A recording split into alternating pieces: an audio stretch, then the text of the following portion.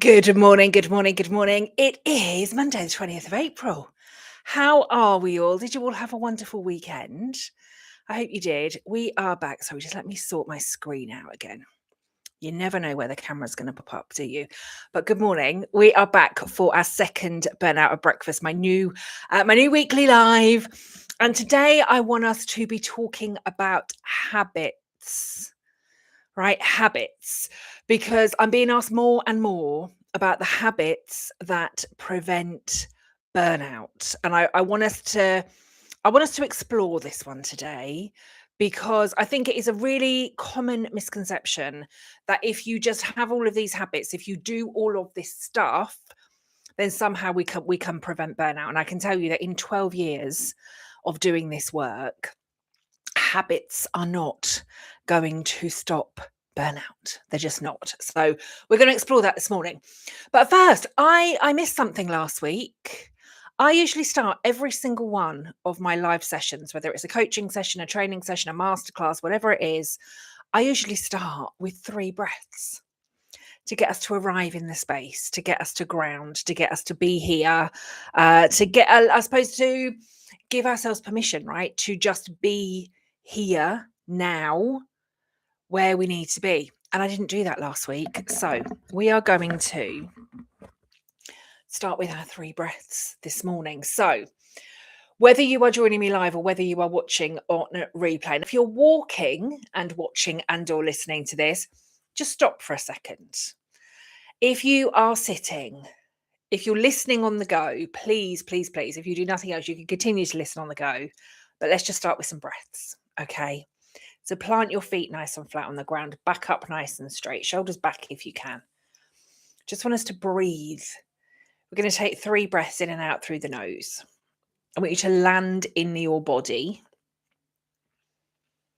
Literally be here now. Whatever other noise or distractions or anything else is going on, be here. So plant those feet back up nice and straight. We're going to breathe in and out through the nose. At the time of recording this, I think we're coming into hay fever season. Lots of people are struggling already. If the nose doesn't work for you, in and out of the mouth. But ideally, in and out of the nose. You can either close your eyes, soften your gaze, or just look at a fixed point in the room. But we're going to get present. And then when you're ready, let's take 3 breaths in and out through the nose.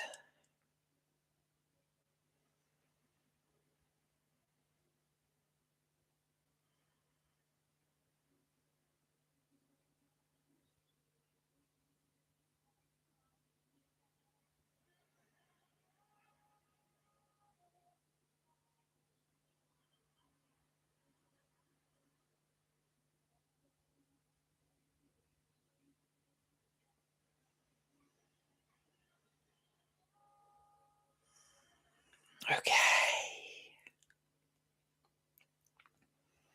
If that is the only time that you get present today and all this week, allow that to be the only time that you get present. But hopefully you can start to introduce that a little bit more. If you're going to be able to join me live or if you're going to watch on replay, that's what we're going to be doing every single week. That's how I start every single session. Okay, let's talk about habits. If you are joining me live, say hi. Let me know that you are there. If you're watching on replay, say hi. Let me know who you are. Pop it in the comments. I really want us to get to know each other. As I said, I want this to be literally like our space. I want it to be a space that we can co-create together. I want us to be able to ask the questions and have the conversations and maybe ask the questions that you've not felt comfortable asking before. Ask the questions that you think may be a bit stupid. Ask the questions that you've been worrying about asking. Ask the questions that are niggling at you, right? Is that burnout? Isn't that burnout? What do we need to be doing? How can I be helping more people? How can I get myself out of this? Anything that you want to know about burnout, this is going to be the space that we answer it live every single Monday. But until we start to get some questions, I'm just going to keep talking to you about stuff every single week. I'm going to show up for you here 7:30 every single Monday morning. And as I said last week, the reason I've chosen this really, I think it's just a nice time, right? It's a nice way to start the week. If you can't join live, you then get all week to catch up and watch whenever it is that you want to. For me, I do a yoga class at 6:30 on a Monday morning, just a gorgeous kind of 30-minute I don't know, 30-minute warm up, 30-minute way to start the week. And so straight after that, I am going to come and join you. Well, not straight after because I finish at 7. But I then get, managed to get myself ready this morning. I didn't last week. Last week, you just got me in all my yoga gear this morning. I don't know if I've got different energy or whatever's going on, but I have managed to stick a little bit of lippy on. So that's where we are today. Okay. So we have arrived. We have breathed. Today we are talking about habits. And so I really want to get into this. I'm being asked more and more and more by different publications. I'm being asked more in podcasts. I'm being asked more in blog contributions, articles, to talk about the habits that will stop us from getting to the point of burnout. Now, habits can be are amazing, right? Habits are great for reducing stress. Habits can be great for us in terms of making progress. Habits can be great in terms of performance and all of that sort of stuff. But when it comes to burnout, they can be more harmful.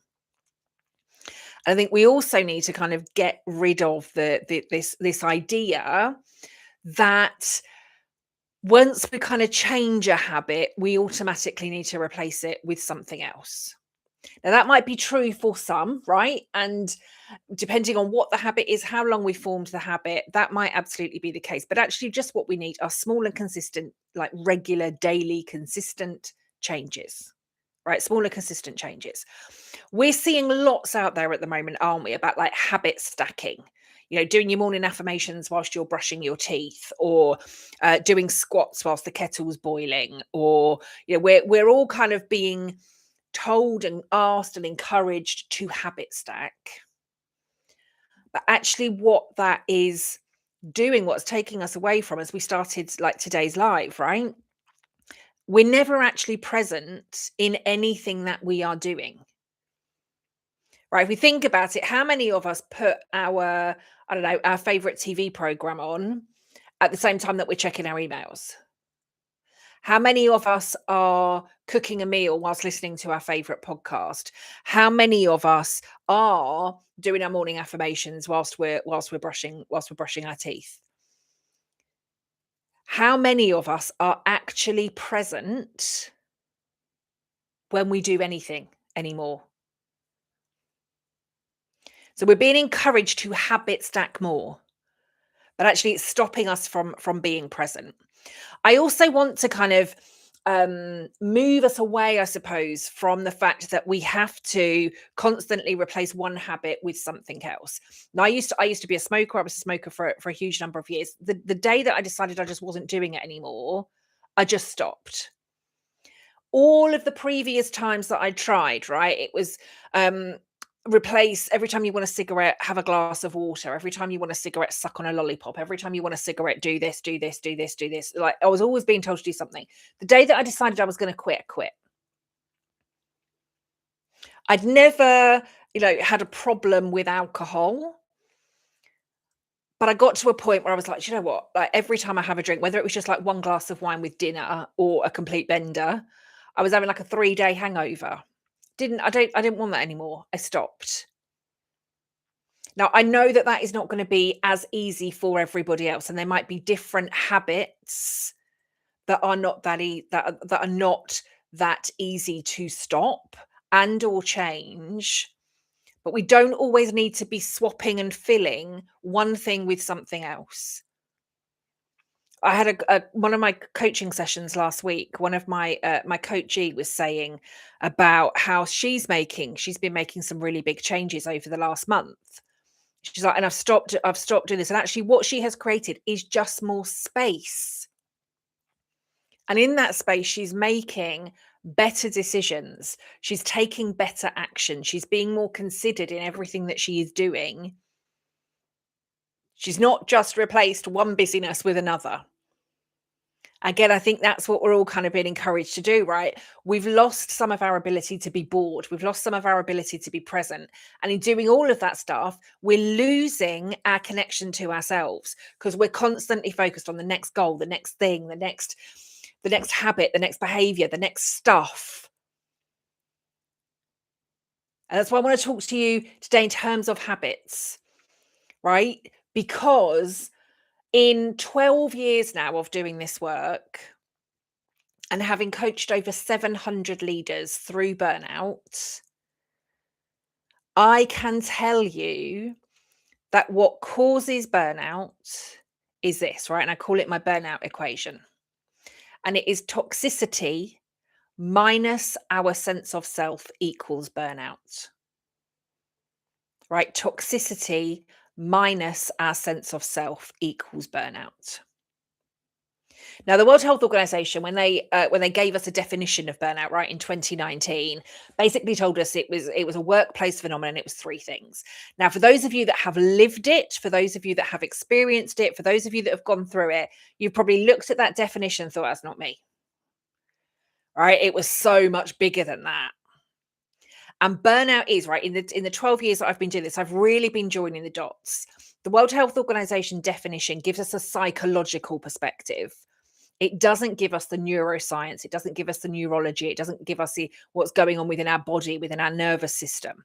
So I've been joining all of those dots for 12 years. And that's where my burnoutology framework has come from, right? Combining lots of different sciences in order to say, actually, this is really what burnout is.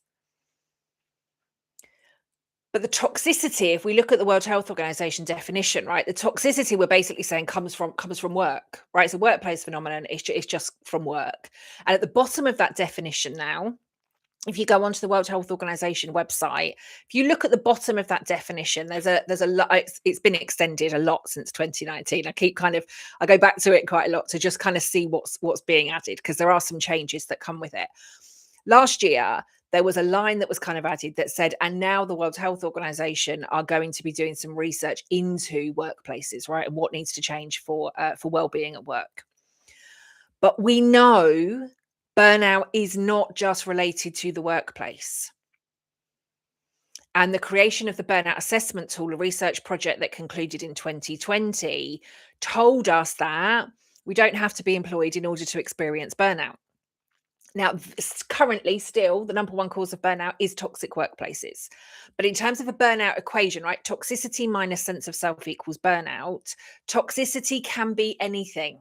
It can be workplaces. It can be colleagues. It could be relationships. It could be habits or thoughts. It could be your own self-talk. It could be health conditions. It could be chronic health conditions. It could be financial difficulties. It could be the amount of caring responsibility that you've got going on. It could be being completely unemployed. It could be anything. And it doesn't necessarily mean that it has to be utterly toxic. It is just, there is a level of toxicity, something that is pulling us away from the things that light us up, right? Things that pull us away from joy, things that pull us away from living a healthy, happy life. Those kind of things. And our sense of self, now it's quite an interesting one here. We can work in toxic environments. We can be in toxic relationships. If we stay true to ourselves, if we really, really have a strong sense of self, we may never, ever reach burnout. Likewise, we could be in the best workplace in the world and we lose our sense of self. That sense of self will be causing a level of toxicity, and we could then end up at burnout. Because when we lose our sense of self, again, our inner self-talk, our habits, our thinking, our behaviors, all of that stuff can get us to that point, right? Can get us to that point of burnout where we literally just feel like we've been unplugged from the mains, right? We feel like there's kind of nothing left. We literally have nothing left in the tank. We've been going. Maybe we've been people pleasing. Maybe we have been high performing our entire lives. Whatever that might look like. So I know for certain that toxicity minus sense of self equals burnout. And that's from 12 years of doing this work, lots of study, lots of research. I'm doing my PhD research at the moment. I know that toxicity minus sense of self equals burnout. We need to think about the environments that we are in. Right. And I can talk about this stuff all day. I'm gonna go off on 10,000 tangents, but I want us to come back to habits.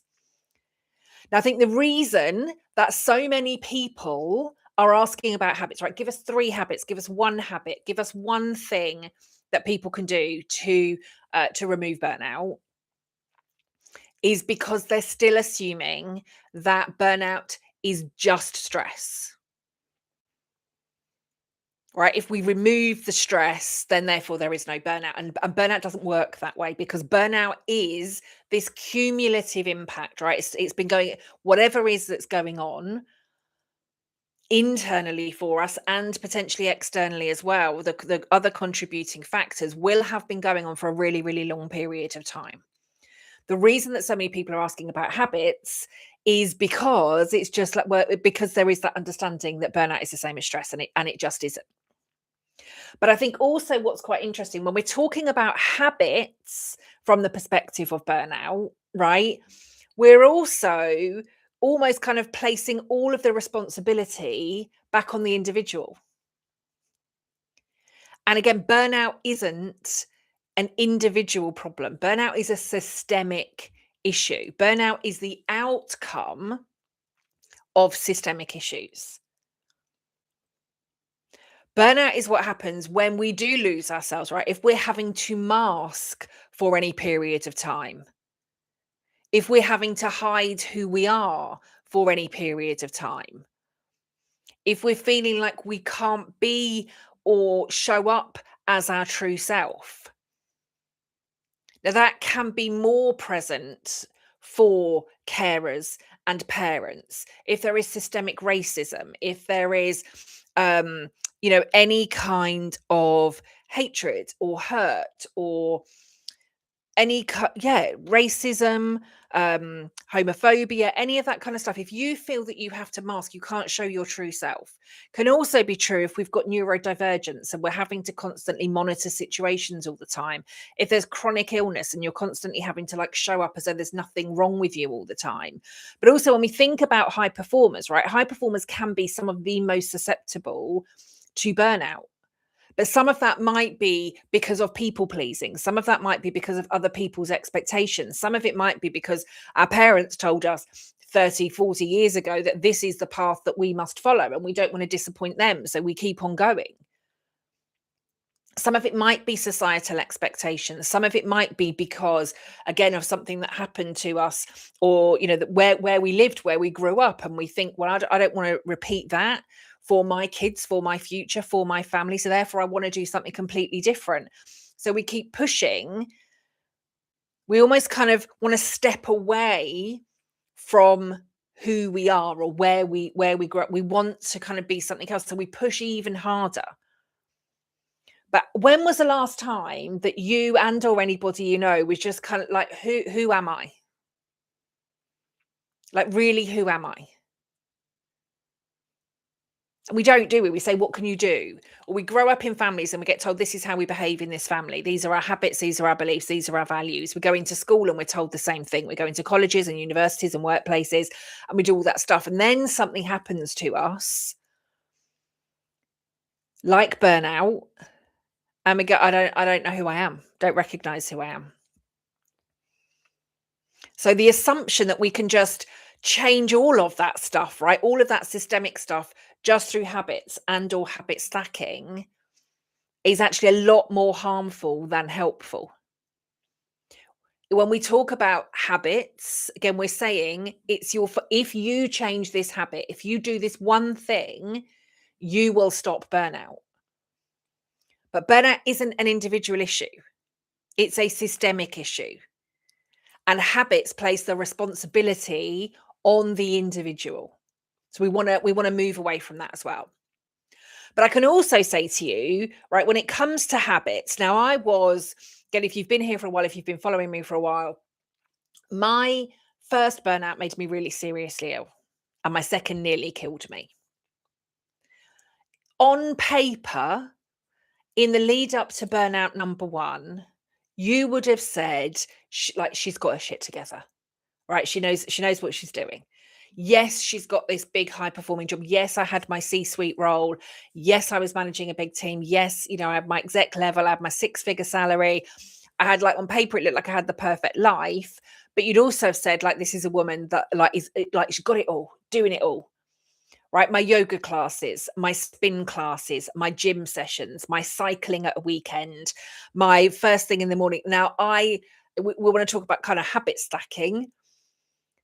Right, I would be up at the same time every day. I would do my 20-minute yoga practice, exactly the same 20-minute yoga practice every single morning. I'd then get showered, I'd get dressed, I'd put my face on, put my custom suit on, I'd get in my car, I'd do everything that I needed to do. I'd listen to a certain thing in the car on the morning to set me up for the day. I'd get on the train platform, I'd be listening to certain things. I'd get on the train, I'd be listening to certain things, I'd be reading certain things. I'd get to the office, I was doing the same thing every single day.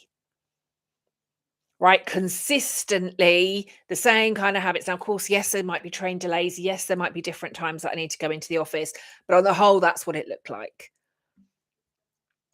At weekends, I was out with friends, I was doing stuff with my sons, but again, I had daily habits that I was doing all the time. I'd go to the gym at a certain time on a Saturday and a Sunday. I'd be at a spin class on the same time on a Saturday and a Sunday. I'd be out cycling at the same time. My housework was consistent. Right, you look at all of that and go, "Oh, like, I don't know how she manages to do it all." I had the habits, and I ended up at burnout. Now, between burnout 1 and burnout 2, I had started to learn a lot about burnout, right? In that 2-year period, I had started to join some of those dots.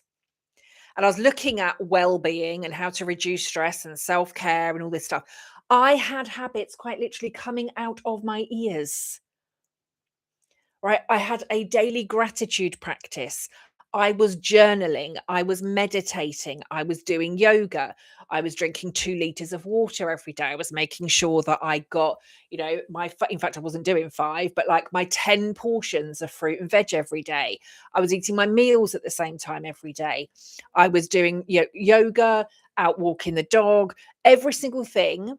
I'd probably, I don't know, list of maybe 20 or 30. And I don't exaggerate when I say that, right? But a list of like 20 or 30 things that I was doing on a daily basis to be a healthy person. I had the habits. And for a lot of them, again, without knowing what it was necessarily called at the time, but I was habit stacking. I would be listening to a podcast whilst I was out for a walk. I would be, kind of maybe doing my affirmations whilst I was doing the dog walk. I would be doing the squats whilst I was cooking dinner. I would be doing the shopping whilst I was doing something else. Like everything was done. And I remember lots of people, but my relationship changed. I divorced and was in a new relationship at that point. And some of my new partner's friends started to come around to the house. And like they'd say to him, like, God, Kelly knows how to get shit done, doesn't she? Right. If you need something doing, Kelly's the one to do it, right? She gets shit done. That was part of that expectation that had been set. Right. I got shit done and I could do it regularly. I could do it all of the time as I was kind of going through. I had the habits. And then my second burnout nearly killed me. And guess what? None of those habits, again, like I mentioned it quite a few times throughout today's session already. I was not present for any of those habits. My meditation was pretty much me going through my to-do list. My yoga was how much longer have I got left of this class because I've got other stuff that I need to be doing. My walk was, let's walk around the lake as quickly as we can because actually we've only got like 15 minutes left of this podcast and we've got to get home and do other stuff. I was never present in anything. I had, without realizing, not fully recovered from my first burnout, had not done the deep work in really understanding myself. Whilst I had been removing lots and lots of toxicity, I was replacing it with lots of other stuff, right? I was replacing the busyness of a corporate career with the busyness of 20 or 30 things that I needed to do on a daily basis to keep me healthy, to keep me happy, to stop me getting to burnout again, even though I hadn't fully recovered from the first. And then in that 2-year period, I had divorced, moved house, started a new relationship, started a business, had to go bankrupt because of the separation of my marriage. Like so much stuff was happening. But again, on paper, I could tell you I was healthy because I had all these habits that I was doing. Right? I've got all these habits, all this stuff that I do on a daily basis to keep me healthy. None of them stopped me getting to the second burnout that nearly killed me. And yet I'm seeing repeatedly, as I said, I'm being asked more and more for them, right? In podcast interviews, give us, 1 or 3 things that people can do to stop burnout. I'm being asked more for article contributions. Give us one habit that high performers can do to prevent burnout.